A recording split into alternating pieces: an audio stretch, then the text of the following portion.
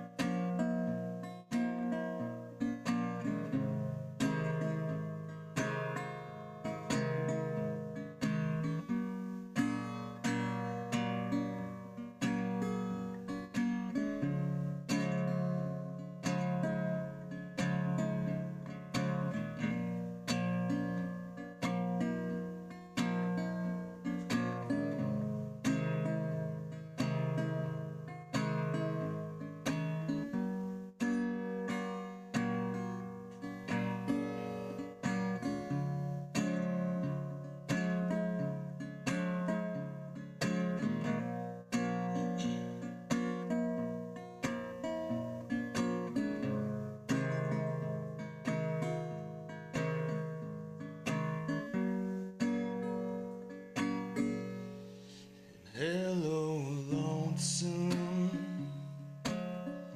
tell me where you've been, 'cause I've been waiting and expecting this. And hello, heartbreak, I ain't that surprised. I'll be seeing you tonight.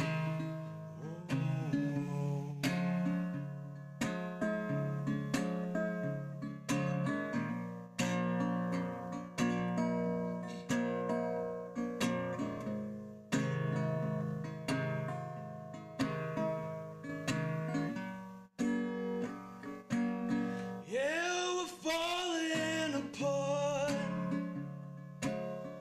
Oh, we're coming undone.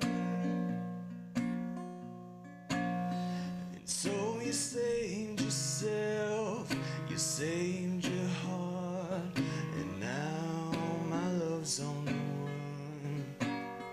And you were tired of being lonely, you couldn't take much more. So you packed your bags, you left your keys. I watched you walk out of the door, and now I sing, hello, lonesome, tell me where you've been, 'cause I've been waiting and expecting this. And hello, heartbreak, I ain't that surprised that I'll be seeing you tonight.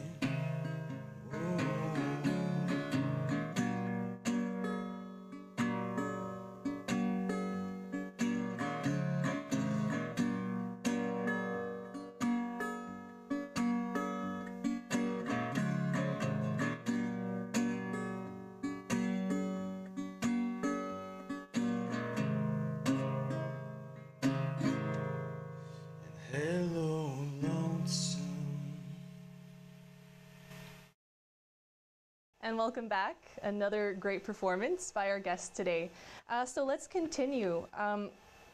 So now that we have a bit of an idea of what's inspired you musically, some of the things that you've done along the way, what are your hopes and inspirations now for Thomas Dowding? I just want to continue to record songs and ideas, that's all. I'm not really reaching for the stars or anything like that. I'm just doing this because I want to do this. That's pretty much it. Where do you hope to take the band? As far as it could go, whatever comes, just comes this way, that's all. Let's talk about some of the shows you've played in the past. How was that experience, going up there, being on your own without a band to back you up? It's different. It's a bit scary at first, but you get used to it. A lot of things can go wrong, and they will go wrong, but it's just a part of your evolution and learning as a person or a musician. Right. What was your most memorable performance so far as Thomas Dowding? All of my shows have been pretty good. I can't complain with any of them except one where this is the most memorable, but it's also the worst, where strings started breaking after a 4 count into songs and things went out of tune, and I just wanted to get off the stage, and that was it. Bad night, rough night. I think I was there to experience that, but it really genuinely wasn't that bad. Thank you. You're welcome. Recently, to me, one of the milestones of your career so far is the Head Rush commercial. Can you tell us a bit about Head Rush? It's a UFC fightwear company based out of Montreal, and a friend of mine asked me if they could use one of my songs on one of the commercials, and I said sure. So that's how it all fell into place. How did you feel that they wanted to use your song? It's nothing new to me, honestly, because my previous band, Hatred, has been, their songs have been featured on maybe 4 or 5 commercials in the States also, so it was just like another thing to me. Okay. What did you think of the actual commercial? I liked it. It wasn't that bad. They were going through a more Sons of Anarchy type feel, but I guess Johnny Cash was too expensive. What kind of impression do you want to leave with the people who are listening to your music? What do you want them to walk away with after listening to your album? That's a good question. I don't know, because I've not written one song for anybody but me, but I guess that they would just enjoy it for the most part, that's all, and they could relate to it in some way, shape, or form. That's pretty much it. What kind of advice would you give to younger local musicians who are hoping to someday come out with their own material? What advice would you give them to get to where you are today? I don't know, it's kind of you just do what you want to do, that's all. Don't let anybody stop you. I honestly don't know how to answer that. I'm nobody to be giving advice, so don't listen to me. Well, we think you are here at Dreamcatchers. You know, you started playing guitar when you were 12, and you played in numerous bands, even in Montreal, that have gained recognition. And now you've actually come up with your own solo album, and a lot of people like it. I see the people who like your songs all the time. You have a lot of YouTube views. So I personally think that you are accomplished at 21. Thanks. You're on the right path.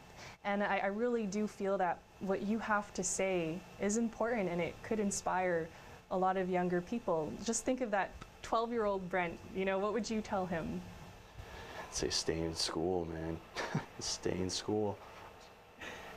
Speaking of school, before we end, can you just tell me how does a musician turn into a carpenter? You're in a carpentry class, right? Yeah, you find a lot of those in the musical world. And how are you liking your classes? I like it. When do you graduate? I finish in March. March, nice. Okay, well, that's all the time that we have. I'd like to thank Brent again for taking the time to come out here and tell us about his successes and to inspire other youth who are looking to make it in the music industry. For Dreamcatchers, I'm your host, Lauren McCumber. Thanks for watching.